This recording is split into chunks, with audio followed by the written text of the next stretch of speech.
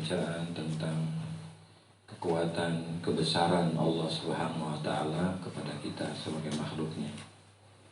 Nah, di ayat ini Allah Subhanahu wa Ta'ala ingin menceritakan sedikit tentang Nabi Nuh alaihissalam.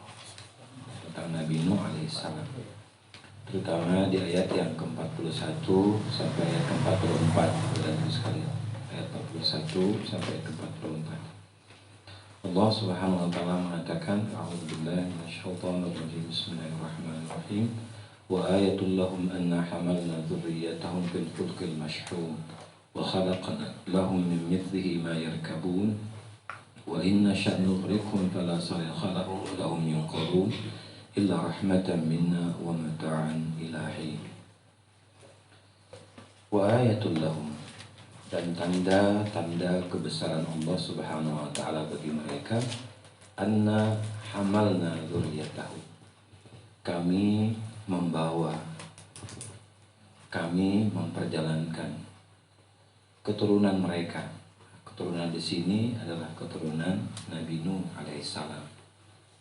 Tentu ini keturunan manusia kepada seluruhnya, yang merupakan cikal bakal kemudian setelah Allah Subhanahu wa Ta'ala memberikan ujian yang besar kepada Nabi Nuh, yaitu air yang besar yang menelan sebagian daripada bumi ini, pada ibu sekalian.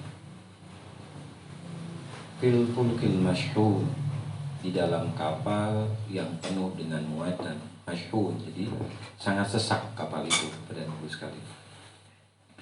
Wa khalaqna lahum, dan kami ciptakan dan kami jadikan bagi mereka mim mithlihi, yaitu kendaraan. Jadi mereka mengendarai ma yarkabun, seperti kapal. Jadi seperti kapal itu seakan-akan dia tidak sama dengan kapal, tapi mirip kapal Bapak dan Ibu sekalian. Barangkali kita pernah menonton film dan dokumen ya, yang dibikin oleh orang Yahudi, tapi rupanya dia filmnya itu dibikin di dalam studio. Nah, sehingga di situ ada polisi zaman modern, ada mobil gitu kan. Sudah gitu yang naik kapal itu tidak hanya Nabi Nuh, istrinya, anak-anaknya. Padahal dalam sisi cerita yang aslinya tidak seperti itu kondisinya.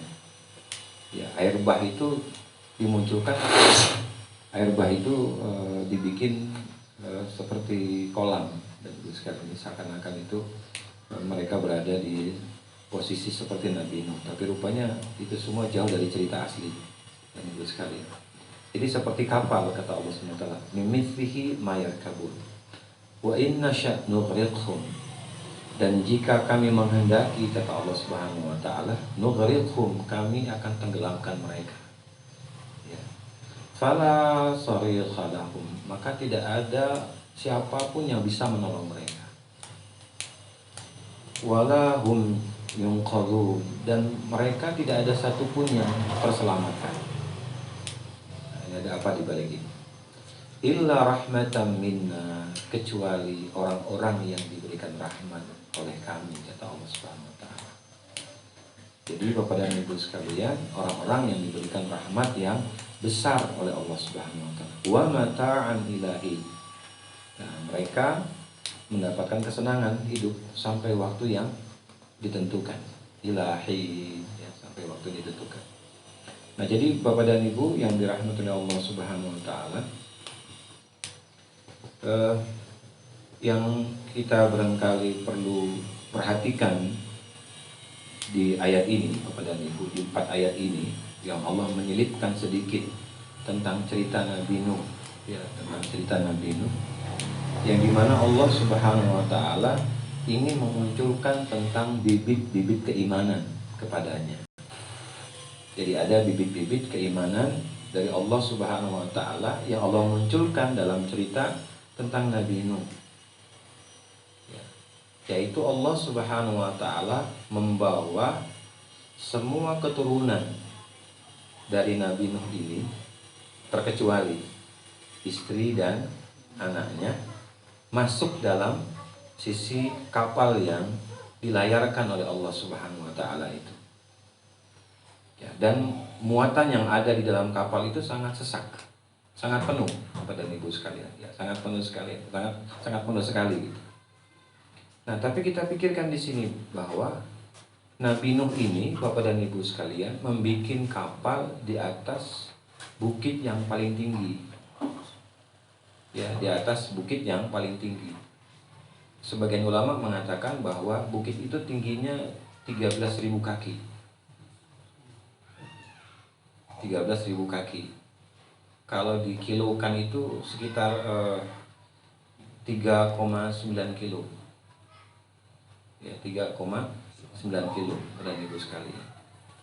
Menurut akal tidak mungkin. Gitu. Kenapa? Karena kapal ini selain dia dibikin di atas bukit yang tingginya 3,9 kilometer, dan Ibu sekalian, lalu bukit ini ada di tengah-tengah padang pasir. Bisa masuk akal nggak? Jadi wajar saja kalau istrinya itu mengatakan bodoh. Nah, bapak siapa dikatakan bodoh oleh ibu? Atau sebaliknya, ibu siap dikatakan bodoh. Ya, tapi Nabi Nuh ini punya kelebihan. Kelebihannya dia memiliki hati yang liulil albab. Sudah pernah kita bahas tentang masalah hati kan? Ada berapa istilah hati di dalam Al-Quran? 4. Ada 4. 1. Jangan lihat catatan. Jangan lihat catatan. Bukan. Itu macam hati. Kalau ini istilah hati di dalam Al-Quran. Istilah. Bukan macam. Kalau macam itu memang ada 3. Sehat, sakit, mati. Ini yang ada kuat lah. Kolbu. Nah, itu namanya istilah di dalam Al-Quran itu. Jadi hati di dalam Al-Quran ada 4 istilah. Nah, fuad mana fuad? Gak ada. Ya. Yang pertama adalah as-sadru. As-sadru itu adalah dada bagian luar. Artinya dia berbicara masalah hati fisik dan hati yang non fisik. Yang fisik ini yang nampak, dan Ibu sekalian. Yang non fisik itu akal dan hati yang di dalam. Nah, itu yang disebut dengan as-sadru. Nah, waktu itu kita menggambarkan, mencontohkan as-sadru ini apa? Pintu pagar. Nah, semua masuk. Ya, semua masuk. Tidak ada yang terseleksi. Makanya kenapa dada kita selalu berdebar, siapapun yang datang. Ya kan, tukang kredit datang, mulai berdebar. Tukang listrik datang, ini kayaknya besar. Apalagi itu. Ya, semua masuk gitu loh. Ya, semua masuk. Makanya terlihat dari sisi apa? Fisiknya, dadanya dangdut. Nampak gitu, detak jantungnya. Atau juga nampak sisi daripada kebaikan hati tadi yang dalam bentuk dada itu dalam bentuk fisik cahaya fisik. Apa cahaya fisik? Wajah, ada auranya. Ya, auranya, mukanya bercahaya gitu. Ya, rupanya apa? Karena tadi baru dipoles. Bercahaya. Ya, atau kena sinar matahari sehingga yang tadi dipakai luntur, maka dia bercahaya. Ataupun yang lainnya. Nah, ini namanya as-sadru, hati yang disebut as-sadru itu di dalam Al-Qur'an itu. Jadi cahaya fisik. Yang kedua apa? Qalbu. Al-qalbu. Ya, al-qalbu. Cahaya iman sudah mulai masuk daripada fisik di dalam. Itu pintu rumah. Tidak semua kan orang bisa masuk dalam rumah itu.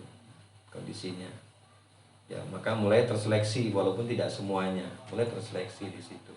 Ya artinya ketika dia masuk kita sudah mulai menyeksi, oh enggak, ini kayak begini, ini begini, masih bisa kita terima.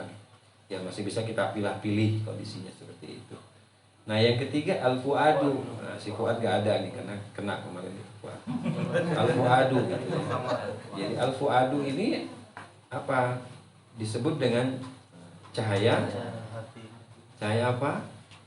Masih ingat kemudian terdalam.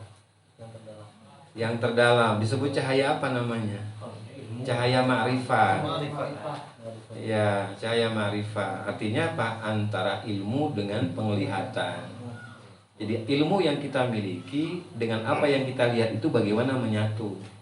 Jadi jangan sampai antara ilmu yang kita punya dengan apa yang kita lihat ini bermasalah. Ya, bermasalah gitu. Nah, kalau sudah bermasalah berarti tidak sampai kepada fuad hatinya ini. Ya, hati yang dalam tidak sampai gitu. Mengapa? Karena antara ilmunya tidak sama dengan penglihatannya, artinya perbuatan. Nah, itu yang pernah kita katakan, Imam Ghazali mengatakan la yakunul mar'u amilan aliman hatta yakuna amilan. Ya. Tidak dikatakan seseorang itu berilmu kecuali dia mengamalkan dari ilmunya.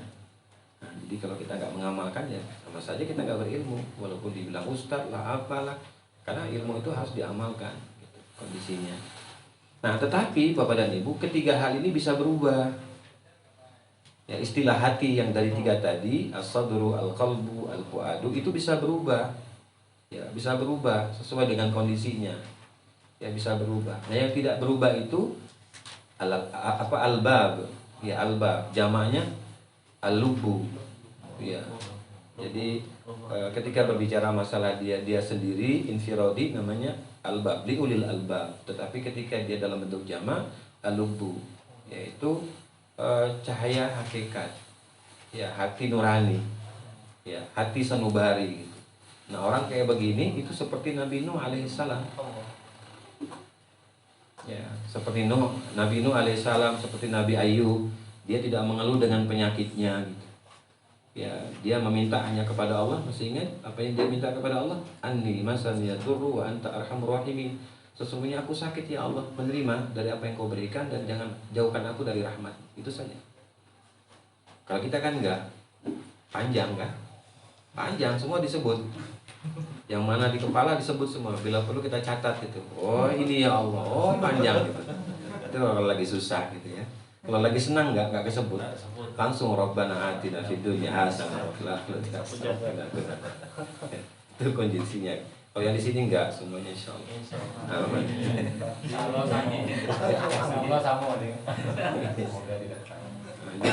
Jadi ini yang kita lihat dan Ibu sekalian. Satu, jadi secara akal itu nggak mungkin, tapi ketika kita bicara masalah keimanan itu mungkin. Kenapa? Buktinya di kemudian nanti kapal ini akan berlayar, akan lepas dari sisinya dia, dari porosnya lepas. Yang kita tidak berpikir bahwa air itu akan naik sekitar 3,9 kilo. Tinggi sekali gitu. Sudah begitu, ini kan yang membuat Nabi Nuh sendiri dia, karena anaknya tidak membantu.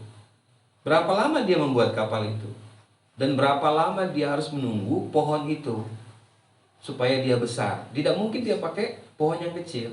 Pasti dia pakai pohon yang besar. Lalu bagaimana dia membawanya ke bukit tadi yang jaraknya tinggi itu? Subhanallah. Ini kalau bukan karena perintah Allah tidak mungkin dilakukan. Ini Nabi. Kita yang bukan Nabi, bukan Rasul, keturunannya juga enggak, gitu kan? Sudah banyak minta rukhsah. Padahal belum dikerjakan ya, diperintahkan. Tapi sudah minta rukhsah. Ya, nih sedangkan Nabi tidak meminta rukhsah dia. Dia kerjakan walaupun dia mendapatkan apa? Ujian dari Allah Subhanahu wa taala. Siapa? Ya dari keluarganya sendiri. Ya, Bapak dan Ibu sekalian. Nah, ini benih-benih keimanan yang pada dasarnya keimanan ini tidak ada batas. Al-imanu bila hudud. Jadi iman itu tidak ada batasannya Bapak dan Ibu sekalian. Maka kenapa Allah Subhanahu wa taala meminta kepada kita untuk meningkatkan kualitas keimanan kita kepadanya? Bagaimana cara mengasahnya? Ya dengan cara ilmu, sehingga kita bisa memahami apa yang Allah inginkan pada dasarnya, pada diri kita. Ya, pada diri kita. Maka tadi dijelaskan di sini oleh Allah Subhanahu wa taala bahwa tanda-tanda kebesaran yang Allah ingin munculkan kepada siapapun yang membaca ayat ini dari cerita Nabi Nuh itu adalah bahwa Allah Subhanahu wa taala memasukkan siapa yang dia kehendaki ke dalam kapal itu. Berarti kan dipilih Bapak dan Ibu. Tidak semua orang dipilih. Dia sudah berusaha Bapak dan Ibu sekalian untuk masuk ke dalam kapal itu. Tapi rupanya dengan alasan bahwa dia tadi kencing. Ketika dia keluar dari toilet, kapal sudah pergi. Dia berusaha untuk bisa ke sana, tapi tidak bisa juga. Berarti catatannya dia tidak masuk. Kadang-kadang kita suka memaksakan diri gitu. Nah, ketika kita sudah memaksakan, tetap saja tidak masuk, kita masih menyesal. Kenapa saya ini akibat karena dia nih, karena ini, karena bukan. Kembalikan dulu kepada Allah Subhanahu wa taala bahwa ketika itu kita sudah dipilih oleh Allah. Ya. Jadi kalau sudah dipilih, kok mau bilang apa lagi? Ya, sebagaimana tadi barangkali pikiran saya kayaknya enak saya duduk di sini. Gantian kan? Kan biasanya yang banyak cari tembok kan yang di sini nih. Nah, sekarang ustadznya cari tembok, ya Bu ya. Nah sudah gitu biar adil, ibunya ngeliat ke saya, ya kan? Biasanya kan saling lihat antara saling kode biasanya. Saya nggak tahu kalau sekarang nggak bisa ngode, ngodenya ke saya. Artinya. Iya, karena mau nembok ke belakang nggak bisa karena ada lemari itu kan gitu kondisinya. Mau ke sebelah kiri juga nggak enak juga. Kenapa? Karena ibu-ibu ada di belakang, dilihat kan. Nah, jadi Bapak dan Ibu yang rahmat Allah Subhanahu wa taala, ini ada sisi di mana keimanan tadi yang tidak ada batasannya gitu. Yang Allah ingin jelaskan kepada kita. Gitu. Artinya, apa yang kita kerjakan itu sudah diatur sama Allah gitu. Sehingga jangan sampai kita mengatakan bahwa tinggal selangkah lagi nih saya akan dapat. Ini gara-gara dia ini saya dapat. Kata siapa gitu. Ya. Kita masih ingat kan surat ke-28 ayat 68 itu kan? Tolong diingat-ingat kepada ini karena catatannya udah banyak.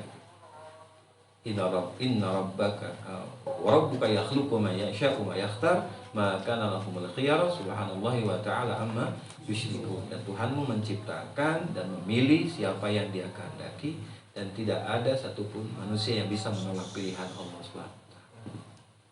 Tidak ada gitu. Subhanallah, Maha suci Allah, bertasbihlah kepada Allah. Wa ta'ala, dan tinggikan Allah. Amma yusyrikun, tidak akan ada yang bisa menduakan. Artinya, bagaimanapun makar yang dibuat oleh manusia itu kuat, tetapi makar Allah lebih kuat. Wa makaru wa makarallah, wallahu yuhibbul makirin. Jadi, sisi manajemen ataupun penataan Allah Subhanahu wa taala itu lebih kuat dan lebih baik daripada apa yang kita buat pada sekarang. Maka kalau kita melakukan sesuatu, setelah kita lakukan, kita mengatakan wallahu a'lam bishawab. Ya, itu kita katakan kepada Allah. Ya, jadi jangan sampai nanti di antara kita yang paling gagah, yang paling hebat, yang paling bagus, yang paling jitu pemikirannya. Enggak juga, dan itu sekali. Sehingga jangan sampai muncul sifat kita manusia apa? Menjadi ujub, bangga diri. Oh, kalau bukan karena aku, mereka nggak bakal bisa jalan. Nah, walaupun siapa dia. Bapak Ibu sekalian. Nah, termasuk Nabi Nuh di sini memberikan gambaran kepada kita tentang pertama benih-benih keimanan kepada Allah tadi, Bapak Ibu sekalian. Nah, lalu Bapak dan Ibu, kita lihat di sini. Yang kedua, bahwa Allah Subhanahu wa taala untuk menyelamatkan hambanya yang bernama Nuh dan pengikutnya yang tidak begitu banyak, ya, di dalam tafsir itu ada yang mengatakan 40, ada yang mengatakan 60 pasang dan itu sekali. Tetapi yang lebih banyak di situ adalah binatang.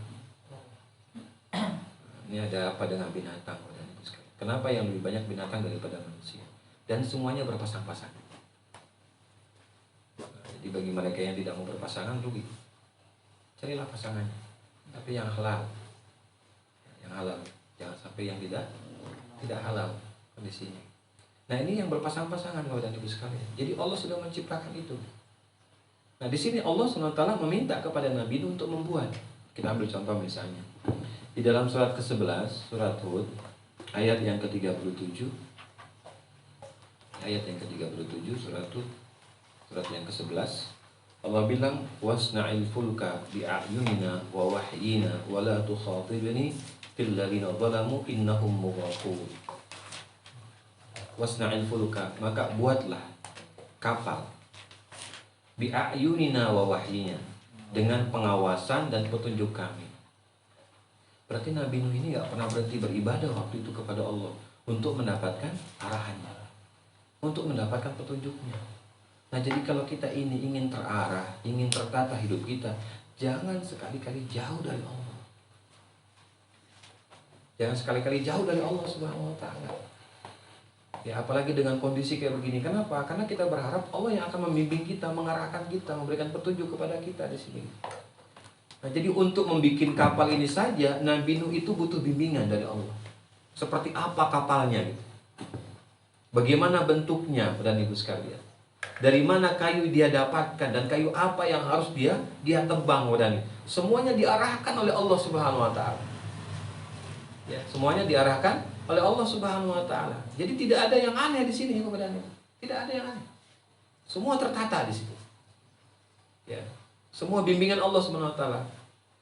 Nah, jadi kalau kita melakukan sesuatu, mintalah kepada Allah. Ya. Ya. Kepada Allah Subhanahu wa taala apa bimbingannya, pengawasannya, kepada Nabi sekalian. Ya, diminta gitu. Wala tukhatibni, dan jangan kamu membicarakan. Nah, ini kepada ini perlu kita perhatikan. Wala tukhatibni fil ladzina zalamu, dan jangan kamu membicarakan tentang orang-orang yang zalim. Ya sudah, jangan sibuk mikirin mereka gitu. Kita kan kadang-kadang sibuk dengan HP-nya, WA lah, Instagram lah, mikirin dia. Ya sudah, tugaskan saja satu orang untuk menyelesaikan masalah itu. Yang lain bekerja, berbuat gitu. Nah, ini semuanya akhirnya ikut-ikutan. Nah, ini siapa yang kerja? Siapa yang berbuat kepada dia? Karena Allah mengatakan kepada Nabi Nuh, "Wala tukhatibni fil ladzina zalamu." Jangan kamu membicarakan tentang orang-orang yang zalim itu. Ya, orang-orang yang tidak suka dengan dirimu. Orang-orang yang mencaci dirimu, udah biarin aja lah, itu urusan aku, kata Allah. Kenapa? Innahum mughraqun, karena sesungguhnya mereka nanti aku akan tenggelamkan. Paham dan itu? Jadi nggak usah sibuk dengan celotehan orang. Kalau yang kita lakukan itu benar menurut Allah, benar menurut Rasulullah SAW, dan bisa diterima oleh masyarakat yang hatinya sehat, akal pikirnya sehat, kita lakukan. Kalau memang itu masih terjadi, cari orang, cari teman, atau yang kita dalam kondisi tadi bekerja sama itu, pilih orang itu untuk menyelesaikan masalah tadi. Yang lainnya tetap bergerak. Ya, tetap bergerak kepada ibu sekalian. Jadi jangan stagnan hanya gara-gara satu orang ada fitnah, ada teror misalnya, lalu yang lain sibuk ngurusin teror itu semua. Enggak usah gitu. Kenapa? Innahum mughraqun. Nanti akulah yang akan menenggelamkan mereka. Gak main-main tenggelam. Apa tenggelam? Namanya tenggelam. Ya kan? Apalagi hartanya tenggelam, habis artinya. Sampai dirinya pun juga tenggelam, mati. Enak kan? Nyaman lah hidup ini sebenarnya. Tapi masalahnya istilah hati kita ada di mana dari empat itu? Itu masalahnya. Tuh di mana Pak Bu? Di Alubu? Ayo belum masih di asal dulu ya. Dah TikTok mulai lagi kenal nih Ustaz ngomong nih kan. Lah ini karena istilah itu Allah berikan kepada kita karena ada tingkatan. Nah, Nabi Nuh ini ngerja terus dia, udah kerjanya dia. Coba kita bayangkan, 1000 kurang 50 tahun dia berdakwah. Berarti berapa lama dari dakwahnya yang dia lakukan itu dengan dia membuat kapal tadi. Jadi setelah dia mengajak, bikin kapal. Setelah dia mengajak, nanam pohon. 950 tahun coba.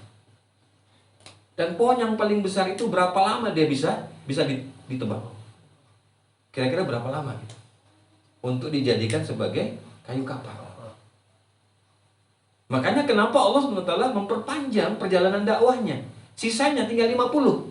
Apa itu? Kehidupan di luar dakwah. Jadi di luar dakwah sisanya. Jadi banyak senangnya atau banyak susahnya? Susahnya. Tapi tetap dia senang. Kenapa? Ketika kapal itu naik, ya kan? Setelah air itu naik, wa khalaqna lahum min mithlihi ma yarkabun. Kami ciptakan, kami jadikan ya kapal itu seperti kapal gitu. Jadi mereka mengendarai seperti kapal karena kapal ini nggak ada mesinnya. Coba Pak, nggak ada mesinnya. Gimana caranya? Ya. Kita kan ada sepeda skuter ya, skuter. Tapi kalau dulu sepeda skuter itu kan pakai kayu, dorong jalan gitu kan. Nah sekarang sudah mulai lebih baik gitu. Ada mesinnya, ada alatnya sehingga kalau dia diinjak kanan kiri maka dia berjalan. Tapi kekuatannya tidak seperti skuter yang dulu. Makanya kenapa betisnya itu besar-besar. Ya, Orang yang dulu pakai skuter, sebab dorongnya pakai pakai kaki. Kalau sekarang nggak, lain dia, beda kondisinya gitu. Ya. Tapi dari sisi fisik barang itu lebih kuat daripada sekarang. Ya, lebih kuat gitu. Dan tidak takut apa dicuri. Kenapa harganya tidak mahal. begitu mahal kondisinya gitu. Jadi Allah mengatakan kapalnya Nabi Nuh ini seperti kapal. Seperti kapal. Nah, kita lihat di sini Bapak dan Ibu. Ya, kita gabung bahwa Allah Subhanahu wa taala yang membimbing dan yang mengarahkan Nabi Nuh untuk membuat seperti kapal.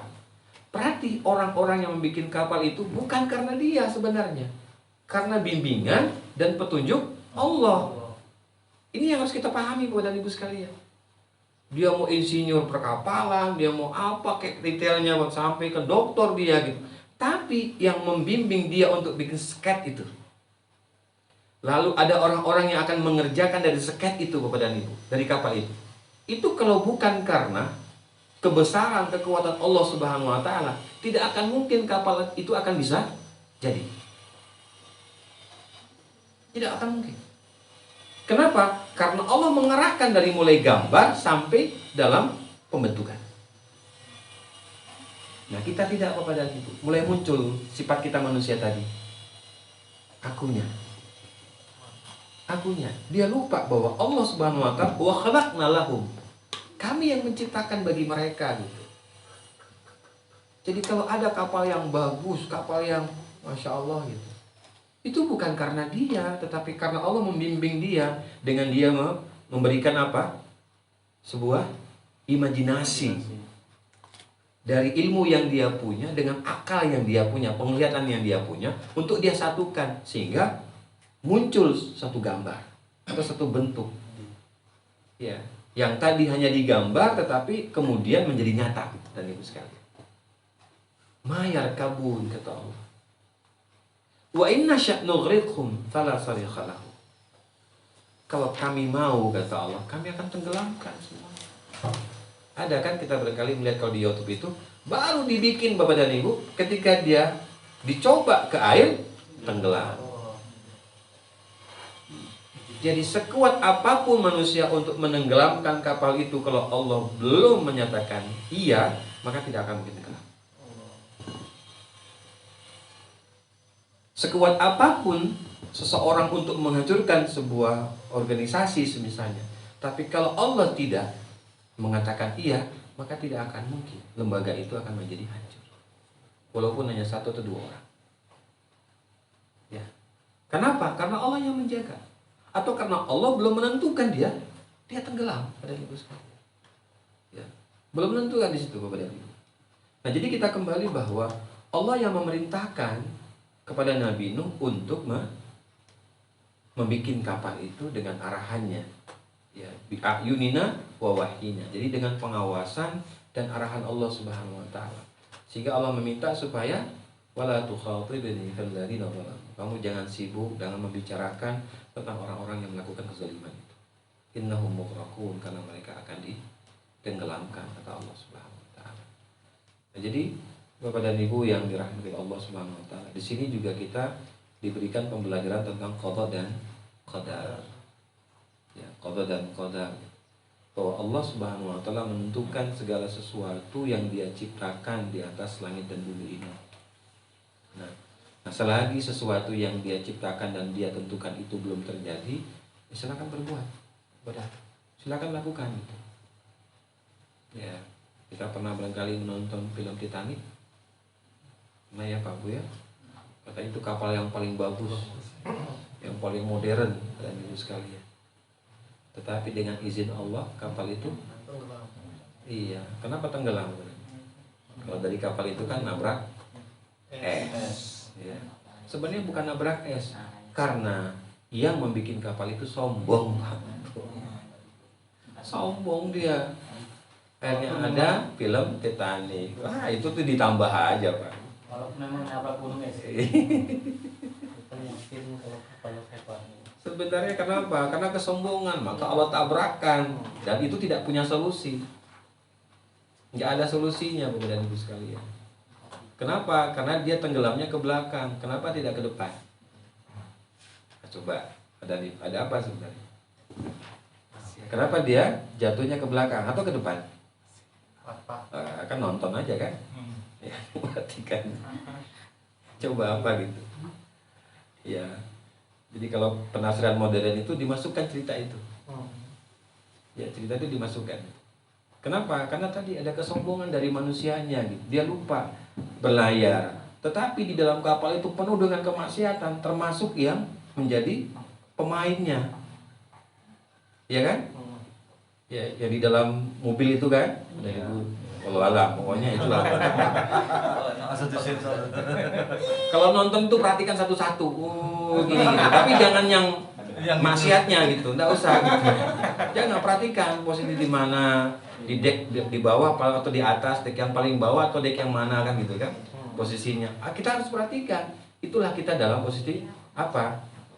Mengetahui dan melihat. Ini kita enggak ngelihat itu, entah matanya ke sana tapi sebenarnya lain tempatnya gitu. Ya kan, kita kan begitu. Matanya ke sana. Tetapi yang di dalam itu beda. Diginiin itu tidak lihat dia, rupanya lagi ngelamun. Ya, semisalnya gitu. Jadi kita perhatikan satu-satu. Ya, kita perhatikan satu-satu dari apa yang kita lewati itu Bapak dan Ibu sekalian. Nah, Allah Subhanahu wa taala ingin memberikan pelajaran kepada kita bagaimana Nabi Nuh ini teliti di dalam melaksanakan perintah Allah. Teliti dia betul gitu. Kenapa? Karena membuat kapal itu kan membutuhkan waktu, tenaga, pikiran, perasaan, dan kesabaran Bapak dan Ibu. Kenapa? Karena ini kayu harus dibawa ke atas dengan waktu dan tenaga yang besar semuanya gitu. Nah, untuk membawanya pakai apa coba Bapak dan Ibu? Masalahnya kapal ini kapal besar. Dan tadi dikatakan bahwa ini bibit manusia yang beriman nanti hidup setelah ujian ini selesai. Dari Nabi Nuh itu. Termasuk apa nanti? Termasuk keturunan daripada Nabi Ibrahim. Termasuk itu Bapak dan Ibu sekalian. Keturunan sampai ke kita nih. Kalau nggak ada cerita itu, nggak ada. Nah, Allah Subhanahu wa taala ingin menceritakan kepada Rasulullah SAW bahwa dia masih ada silsilah. Ada silsilah itu. Yang kedua apa? Ingin menggambarkan bahwa dakwah Nabi Nuh lebih lama daripada Anda. Wahai cucu atau cicit atau siapanya gitu. Ibu sekalian. Dan tidak lebih sulit dibandingkan Nabi Nuh. Makanya Nabi Nuh diperintahkan oleh Allah Subhanahu wa taala, jangan sibuk ngurusin istri dan anakmu. Kenapa? Karena istri dan anakmu bukan bagian daripada keluargamu. Allah katakan begitu. Tetap dia mengajak, tapi jangan dibisingkan dengan mereka. Kenapa? Karena ada kewajiban besar yang lainnya yang harus dilakukan. Nah, begitu pula dengan kita Bapak dan Ibu. Jadi jangan sampai kita disibukkan dengan urusan pribadi kita, tetapi ada urusan yang lebih besar yang kita lalaikan gitu. Kenapa? Karena sisi yang kecil tadi. Maka di dalam berdakwah itu kita diminta untuk memperbaiki pertama diri kita. Yang kedua, setelah diri kita, keluarga kita kepada kita. Setelah keluarga, masyarakat kita kepada kita. Baru kita bicara negara. Nah, ini kita udah bicara negara. Lah kita aja belum berubah-berubah misalnya. Keluarga kita masih kayak begitu. Artinya apa? Ada timbang tindih gitu. Kita mau ke kanan, keluarga kita ke kiri. Jadi tidak pernah menyatu Bapak dan Ibu. Akan sulit kita lakukan dalam berdakwah itu. Tidak bisa tidak. Nah, itu yang dihadapi oleh Nabi Nuh alaihissalam. Tapi Nabi Nuh diperintahkan oleh Allah untuk tetap bergerak, tetap berbuat Bapak dan Ibu sekalian. Walaupun dia menghadapi ujian yang begitu besar dari Allah Subhanahu wa taala. Dari mana? Dari keluarganya sendiri. Ya, keluarganya sendiri. Nah, jadi kalau Allah mengatakan wa in nasya' nughriqhum fala sarikha lahum, kami akan tenggelamkan mereka dan fala sarikha lahum, mereka tidak akan ada yang menolong.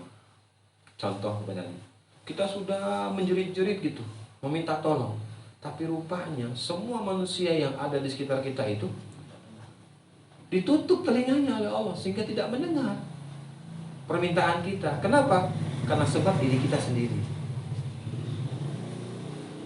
Karena sebab diri kita sendiri gitu. Berarti orang ini hatinya mati. Ya kan? Di dalam surat di antaranya yang pernah kita bahas itu surat ke-6 ayat ke-122. Ya, surat ke-6 ayat ke-122. Bagaimana Allah Subhanahu wa taala memberikan penjelasan kepada kita tentang orang yang mati lalu Allah hidupkan. Ya, Allah hidupkan. Hatinya itu penuh dengan cahaya. Lalu dia berjalan di hadapan semua orang banyak, berkerumun, lalu dia mendapatkan perhatian. Tapi ada orang yang dia hidup tapi hatinya mati, gelap. Sehingga dia datang ataupun dia berada di kerumunan, tidak ada satupun orang yang memperhatikannya. Ya, tidak ada Bapak dan Ibu sekalian. Nah, ini gambaran demi gambaran yang Allah ingin jelaskan kepada kita gitu. Ya, kepada kita, Bapak dan Ibu yang dirahmati Allah Subhanahu wa taala, bahwa kalau Allah itu berkehendak, maka tidak ada satupun yang bisa menolak. Ya, tidak ada gitu. Ya, tidak juga di fala sarikhalahum wala hum yunqadun. Tidak juga diselamatkan. Ya, kalau kita bilang, cobalah kalau dia tadi pakai mobil ini, tentu dia selamat. Kata siapa? Ya kan? Kata siapa? Cobalah tadi Ustaz aja di situ, tentu enak di sini. Iya, kalau di sini kan kelihatannya memang belajar gitu, karena padat dia. Kalau di sini kayaknya luas itu padat. Iya. Kalau ngantuk itu wajar. Kenapa? Ada ayatnya. Surat 48 ayat ke-4. Wallati anzalas sakinata fi qulubil mu'minina liyazdadu imanan ma'a imanihim. Dialah Allah yang menurunkan ketenangan di dalam hati orang yang beriman dan menambahkan keimanan di hati orang yang sudah beriman. Nah itu. Makanya tenang. Surat 48 ayat ke-4. Al-Fatihah. Jadi Allah lah yang menurunkan ketenangan itu. Untuk apa? Untuk menambah apa? Ketenangan lagi gitu. Makanya tenang di sini kan. Alhamdulillah. Walaupun nggak ada kipasnya, tetap tenang. Kalau kipas tambah ngantuk. Ada kipas tambah nggak ya? Ya udahlah, kita menikmati. Udah nih sekarang kita nikmati. Iya. Sudah ada catatannya. Ya, pokoknya kalau masuk sini ngantuk. Keluar dari sini mulai Bebas. Ya, ada apa? Ya, karena kalau datang kemari hanya bertamu, masya Allah nggak ngantuk. Tapi kalau kita belajar, pasti ngantuk. Ya, yang kedua, pasti pengen cepat keluar. Selesai. Iya. Jadi kalau kita bertamu nggak ada Pak, nggak ada. Pasti melek kita, pasti lama udah nih sekali. Iya tadi saya dari mulai jam 7 terima tamu sampai jam 9 ngobrol di sini lama gitu. Karena ada yang datang baru berangkat, baru bergerak. Baru bergerak. Kali ini sekali. Nah jadi Bapak dan Ibu yang dirahmati Allah Subhanahu wa taala, sampai seperti itu gambaran yang Allah berikan kepada kita bahwa orang-orang yang Allah tidak suka itu tidak ditolong dan juga tidak diselamatkan. Ya termasuk istrinya. Diulurkan kayu kepada istrinya menepis. Tetap dia mengatakan, engkau itu apa? Bodoh. Ketika diberikan kayu kepada anaknya, Kanaan, ya, anaknya Nabi Nuh itu ditepis lagi karena ayah bodoh. Akhirnya apa? Air itulah yang memakan mereka dengan izin Allah. Nabi Nuh tetap dia menangis. Ya Allah, jadikan istri dan anakku bagian daripada aku. Kata Allah, tidak. Dia tidak termasuk bagian daripada keluarga. Jadi dipilih.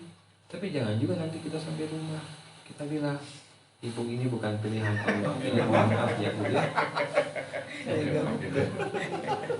Mentang-mentang baru belajar, kita langsung kita bilang enggak. Enak mau ditinggal rupanya.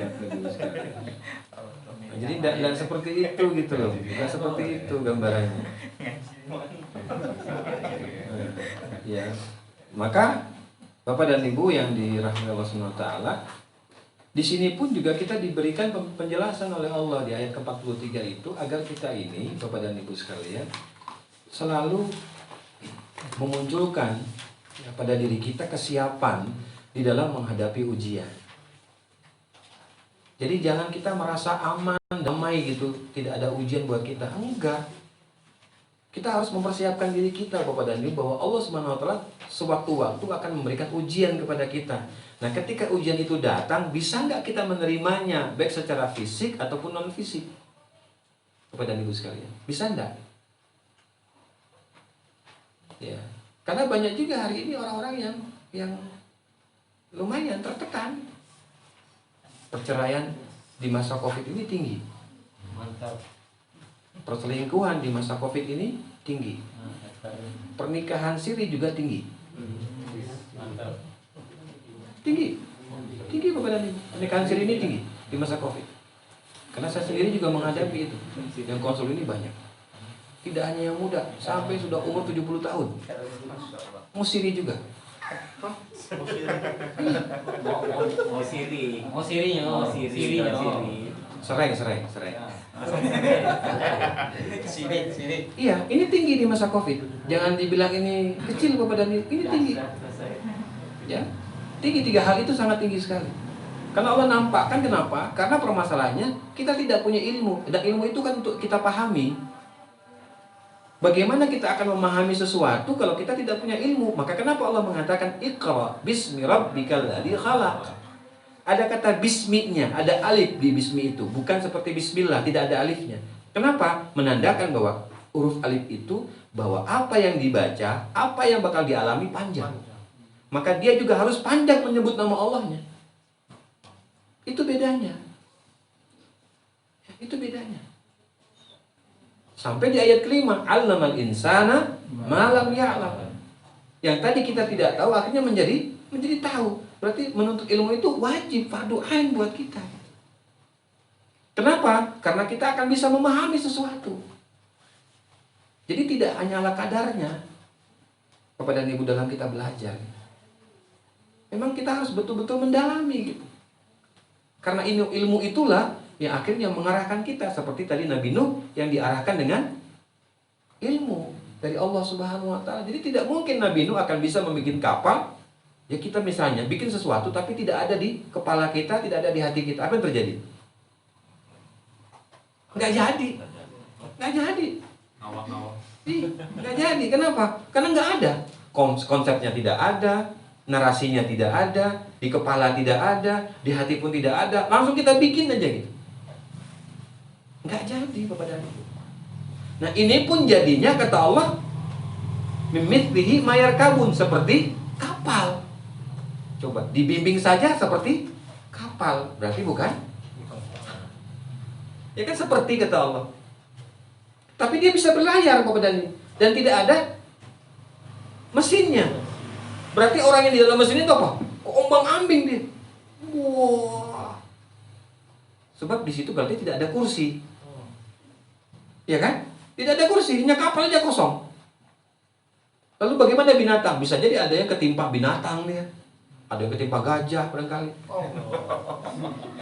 Itu kan kenyataan hidup kan? Itu aja. Ada yang ketimpa kucing nggak? Ada. Ada. Karena semua binatang masuk. Dan semua berpasang-pasangan. Ya, kalau yang punya pasangan bagaimana? Oh enak. Yang tidak, repot. Makanya yang masuk berpasang-pasangan, nggak ada yang jomblowati dan jombloan. Ada, semua berpasang-pasangan.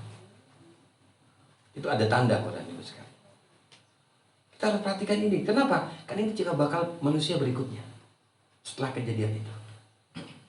Karena ini kan air bah yang cukup besar yang menelan dunia, Bapak dan Ibu sekalian. Yang dulunya dunia ini menyambung semua daratan, terputus Bapak dan Ibu. Terputus. Jadi kalau kita mau ke Jawa, katanya itu enak aja, nyambung, gitu. Sekarang nyambungnya pakai kapal. Mau pakai tol agak lama, pakai di dalam masih lama, badan Ibu sekalian. Ya karena nunggu dari Paskas ini kan, baru bisa masuk. Siapa tahu dari Paskas ada yang bisa nyambung. Ya kan gitu. Minimal nyambung dari Petaling ke mana? Ke Palembang gitu.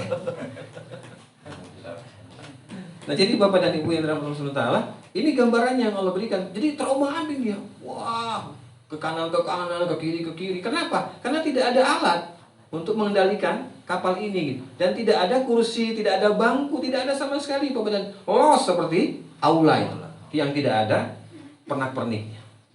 Coba kita bayangkan kalau kita ada di kapal itu. Karena permasalahannya tidak ada ilmu, tidak ada persiapan Bapak dan Ibu untuk menghadapi ujian itu gitu. Gak ada persiapan. Jadi ada yang muntah, ada yang benjol, ada yang macam-macam. Ada yang stres. Walaupun mereka selamat. Jadi ketika selamat apa yang terjadi? Ada yang ada yang berdarah, Bapak dan Ibu sekalian. Itulah perjalanan hidup kita gitu. Ya. Dan kita tidak dijelaskan oleh Allah SWT berapa lama ya kejadian air bah ini. Dan berapa lama mereka ini berada di posisi air yang penuh dengan gelombang. Ya penuh dengan gelombang. Maka tidak nyaman kalau kita berada di air yang gelombangnya besar. Maunya berada di air yang gelombangnya berarti kita tidak siap untuk tertantang. Tidak siap untuk tertantang.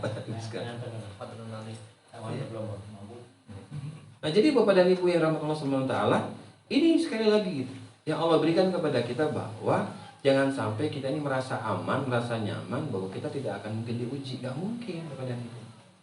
Maka Allah katakan di dalam surat kedua ayat ke-214, surah Al-Baqarah ayat ke-214. Am hasibtum an tadkhulul jannah wa lamma ya'tikum mathalul ladzina khalaw min qablikum massathumul ba'sa'u wad dharra'u wa zulzilu hatta yaqula rasulu wal ladzina amanu ma'ahu mata nasrullah ala inna nasrullahi qarib. Apakah kalian menyangka bahwa kalian akan memasuki surgaku? Akan kita belum menyangka, belum tahu apakah kita masuk surga atau tidak. Padahal tiap hari 5 kali sehari kita sholat wajib, ditambah lagi dengan sholat-sholat sunnah yang lainnya. Apakah menjamin kita masuk surga? Belum tentu Bapak dan Ibu sekalian. Siapapun dia gitu.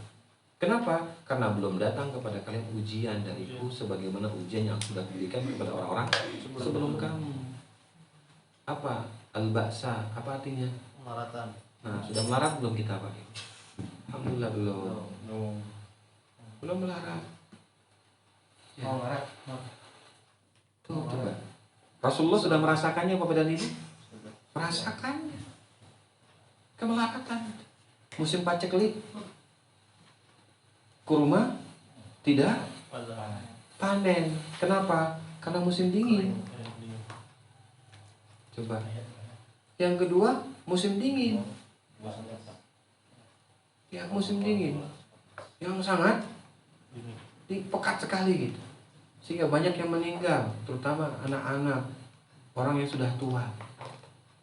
Di sisi lain kelaparan, Bapak dan Ibu sekalian. Tapi sisi lain yang paling besar ada perintah untuk berperang. Apa itu? Peperangan Ahzab. Itulah turun surat Al-Ahzab itu. Surat ke-33 Bapak dan Ibu sekalian. Yang menggambarkan bahwa Allah Subhanahu wa taala memerintahkan kepada Rasulnya dan para sahabatnya untuk memerangi orang-orang Quraisy. Bapak dan Ibu sekalian, memerangi orang-orang Quraisy yang waktu itu mereka dalam keadaan Masya Allah. Yang kedua, dorro. Apa dorro artinya? Penderitaan, sakit. Sakit fisik, sakit rohani, Bapak dan Ibu sekalian. Karena tidak main-main ini. Sebab lawan yang bakal dilawan ini jumlahnya lebih besar daripada kaum muslimin dan lebih lengkap peralatannya dibandingkan kaum muslimin waktu itu. Nah sisi lain mereka ini kan belum makan selama 3 hari, mereka membuat parit, maka disebut dengan peperangan Khandaq atau Ahzab. Membuat parit itu dalamnya 10 kali 10 meter. Bapak Ibu bisa bayangkan, ini pasir digali 10 kali 10 dalam keadaan kelaparan. Kita tidak lama lagi datang ini setelah pengajian. dari belakang. Ya Bu, ada Bu dari belakang. Kalau enggak kita minum air aja. Ya, kalau sekarang ada masalah datang dari belakang, kenapa? Ngepas dia. Kalau kemarin enggak, harus lewati ustadznya dulu kan? Ya, kalau ini sekarang mau masuk dari belakang juga ada masalah dia. Gak nampak. Ya. Nah, jadi ini penyakit Bapak dan Ibu. Macam-macam penyakitnya. Artinya apa? Ujungnya ada sisi meminta keringanan untuk tidak berangkat, untuk tidak pergi. Ya. Kenapa? Karena yang dilawan ini 10 banding 3.000. Banding 3. Coba 10 banding 3 Pak. Kira-kira bagaimana perasaan kita? Jiwa kita. Ini lawan 10.000, kita 3.000. Enggak sebanding gitu ini. Sudah gitu perut kita bunyi terus. Bunyi kan? Lagi musim dingin lagi. Sehingga Rasulullah mencangkul parit ini, itu mukanya tertutup oleh debu dan dadanya pun juga tertutup oleh debu, sehingga para sahabat tidak mengenal siapa dia. Jadi dia mengatakan, aku ini Rasul. Enggak. Dia tidak mengatakan. Karena sama-sama mencangkul Bapak dan Ibu. Dia ingin memberikan contoh. Padahal sahabat Umar, Utsman, Ali mengatakan, ya Rasulullah engkau di Madinah saja. Nanti kalau sudah selesai, kami panggil engkau kemari. Tidak. Kalau kalian melakukan itu, aku juga ingin melakukan. Karena aku iri dengan kalian. Maka dia turun tangan juga. Bapak dan Ibu sekalian. Kalau kita kan enggak. Tunggu selesai, baru pimpinan datang. Kalau sudah salah, anak buah, pimpinan marah. Gak mau tahu. Kerjakan dulu gitu. Ya kerjakan dulu. Akhirnya ada salah satu sahabat yang berbicara di telinga Rasulullah bahwa aku sudah menyiapkan makanan di rumahku, tapi hanya untuk 5 orang saja ya Rasulullah. Ya sudah, engkau pulang. Dia siapkan satu anak kambing. Ya, orang Arab kan anak kambing. Kalau kita kan emaknya kambing, makanya keras. Kalau dia anak kambing, lembut, semua tulang bisa kemakan. Kalau kita, jangankan tulang, dagingnya aja. Dia roti bakar yang dibakar itu. Datang Rasulullah, tetapi sahabat ini bingung. Kenapa bingung? Sebab sahabat ini melihat kepulan asap itu sangat banyak sekali. Rupanya yang datang Bapak dan Ibu jumlahnya 3.000 orang. Bisa dibayangkan. Makanan yang dia masak hanya untuk 5 orang.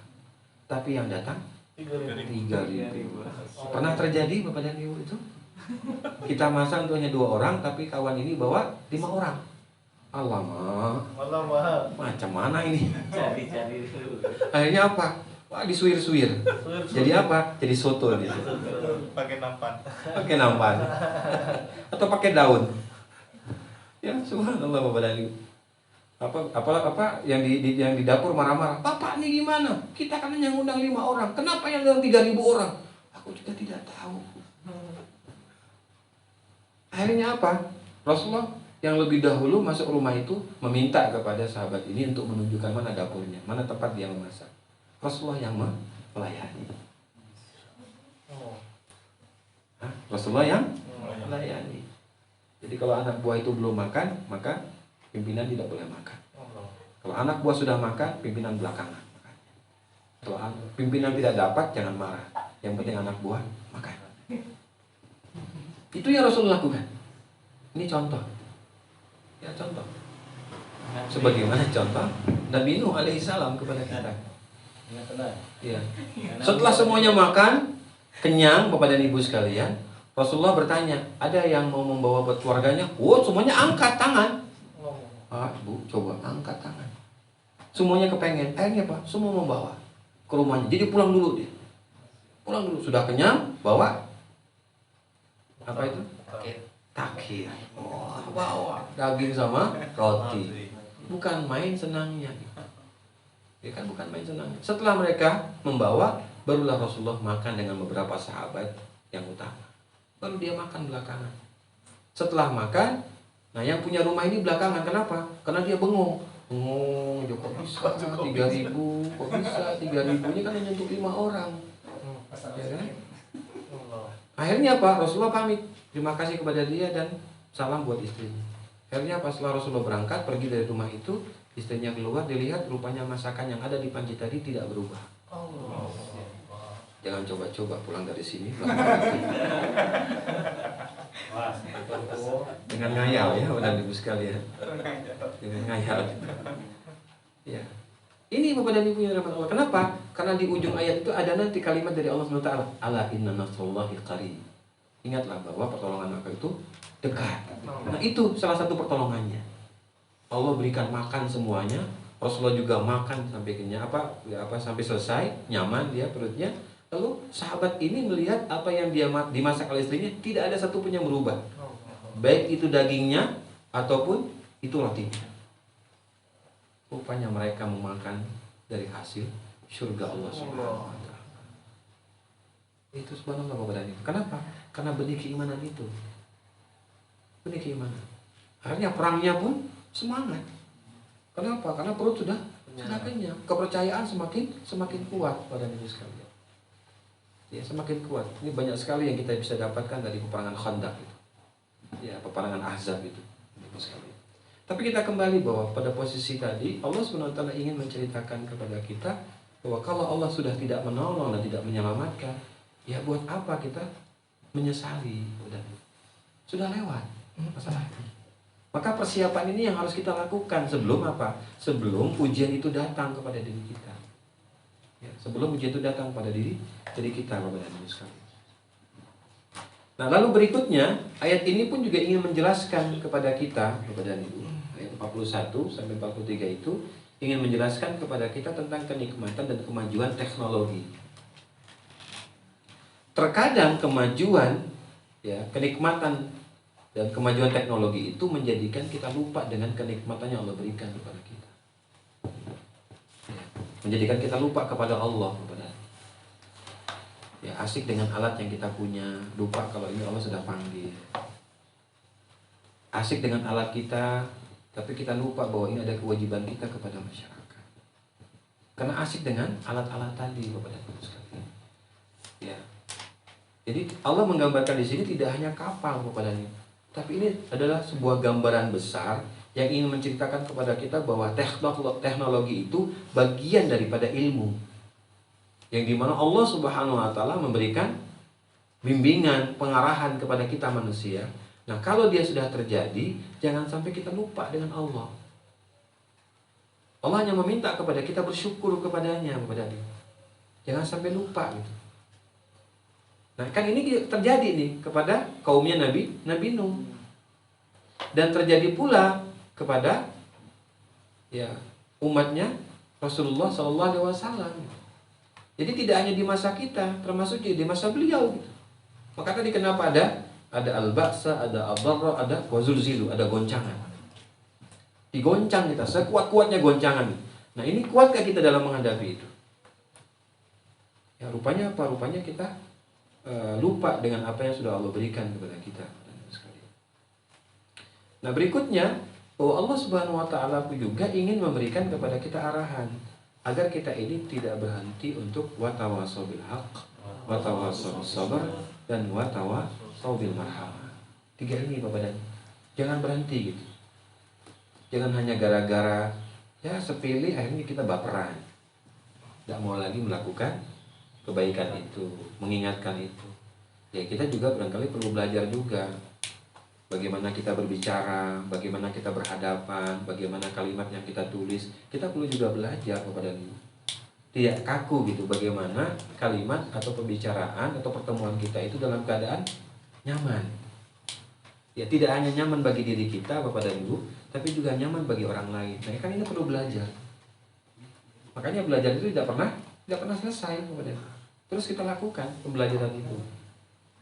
Ya, hanya kata Allah di dalam surat Al-Jumu'ah surat ke-62 ayat yang kedua, "Walladzi ba'atsa fil ummiyina rasulan minhum yatlu 'alaihim ayatihi wa yuzakkihim wa yu'allimuhumul kitaba wal hikmah wa in kanu min qablu lafi dhalalin mubin." Ada ulang Ibu surat Al-Jumu'ah surat ke-62 posisi bagian kanan agak ke atas Walladzi ba'atha fil ummiyina rasulan minhum yatlu 'alaihim ayati wa yuzakkihim wa yu'allimuhumul kitaba wal hikmah wa in kanu min qablu lafi dhalalin mubin. Dialah Allah yang telah mengutus Rasul yang ummi, ya, yang buta huruf kepada itu. Nah, kalau dia sudah berilmu lain ceritanya. Tapi ini yang buta huruf, sengaja Allah munculkan kalimat itu. Tapi dari buta huruf itu dia belajar, Pak. Jadi jangan kita merasa puas dengan ilmu yang sudah kita punya. Jangan merasa puas dari apa yang kita pelajari. Terus kita mengkaji, mendalami, Bapak dan mencoba memahami kembali, walaupun ayat itu barangkali kita baca berulang-ulang, kita belum paham. Coba dipahami lagi, dikaji lagi, didalami lagi. Dan jangan lupa kita amalkan. Jangan lupa kita amalkan. Ya, contoh seperti misalnya kita mengatakan kalimat inna sholati wa nusuki wa mahyaya wa mamati lillahi rabbil alamin. Ya, salatku, ibadahku, hidupku, matiku hanya untuk Allah. Itu maunya apa pada itu sekali? Ingin menggambarkan kepada kita tentang qada dan qadar. Karena tidak ada satupun di antara makhluk Allah Subhanahu wa taala yang tidak dilengkapi kehidupannya ketika dia diciptakan oleh Allah. Pasti dilengkapi gitu. Tidak mungkin tidak dilengkapi. Hanya permasalahannya kita yang tidak menyambutnya dengan baik, atau tidak ada kesungguhan untuk menyambutnya, Bapak dan Ibu sekalian, atau kita tidak mau menerima dari apa yang Allah berikan itu, maka akan ada masalah pada diri kita gitu. Ya, yang sering kita ingat di dalam surat ke-11 ayat 6 itu kan, wa ma min dabbatin fil ardi illa 'alallahi rizquha wa ya'lamu mustaqarraha wa mustawda'aha kullun fi kitabim mubin. Ya, surat Hud ayat ke-6. Tidak ada satupun makhluk yang hidup di atas muka bumi ini kecuali aku yang mencukupkan rezekinya. Ya, sebelah kiri atas. Ya. Nah, coba Allah Subhanahu wa taala yang mencukupkan semua kebutuhannya, tahu di mana kita tinggal, tahu di mana kita menyimpan. Ya, dan Ibu sekalian coba. Dan semua sudah tertulis di Lauhul Mahfuz. Sudah tertulis semuanya gitu. Jadi tidak ada yang aneh gitu dalam hidup ini. Tidak ada gitu. Ya. Ini yang digambarkan oleh Allah Subhanahu wa taala. Nah, jadi Bapak dan Ibu, Allah ingin mengingatkan kembali kepada kita gitu, bahwa di sini kita punya kewajiban adalah hal mengingatkan itu. Maka tadi perlu belajar, ya kan, belajar, dibacakan, berarti kita banyak baca. Ya, tapi jangan baca WA aja, WA, Facebook aja dibaca, enggak. Baca ilmunya, Pak Bu. Jadi alat yang canggih itu jangan hanya sekedar kita pakai ala kadarnya, tapi kita lihatlah, misalnya kita lihat menonton apa misalnya, tapi sambil kita perhatikan ada apa yang kita bisa ambil. Walaupun kata orang nggak bermanfaat, tapi bagi kita ada manfaat. Apa coba? Kita ambil. Karena tidak ada sesuatu yang Allah ciptakan itu dalam keadaan sia-sia. Tidak ada, Pak Ibu. Tidak ada yang sia-sia. Rayap, sia-sia nggak Bapak Jadi? Tidak. Malah sampai ada yang memakan ratunya rayap. Dicari itu untuk obat kuat. Coba, ada yang mau coba? Kalau dari rayap itu kan akan muncul apa? Di antaranya laron. Laron. Kalau laron, pernah makan laron Bapak Dani? Enak kan? Enak, manis tuh. Kalau kita bakar, manis. Berarti ratunya lebih manis. Coba aja coba. Kita perhatikan coba. Dan kita lihat rayap itu kalau bikin sarang rapi, bersih. Kita yang dilengkapi dengan kesempurnaannya tidak lebih seperti mereka. Dan rumahnya ratu rayap ini semaunya atau tertentu dia? Tertentu. Bagaimana rumahnya? Keras atau lembut? Keras. Sama gak seperti prajuritnya? Tidak. Sama. Masya Allah. Dijaga betul gitu. Dan posisinya biasanya ada di bawah. Paling dalam. Iya, di bawah dia. Dan tempatnya keras. Berbeda dengan sarang para tentara. Jauh beda. Dan bersih sarangnya. Di dalamnya itu bersih. Masya Allah, Ibu sekalian. Karena Oh.